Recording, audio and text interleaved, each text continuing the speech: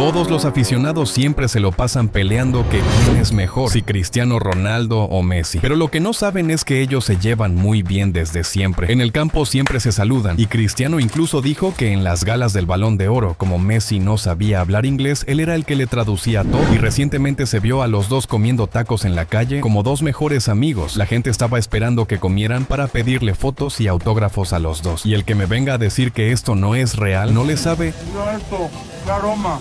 Éntrale, campeón. Qué suave la carne. Está brutal, con la lima queda perfecto. ¡Sí!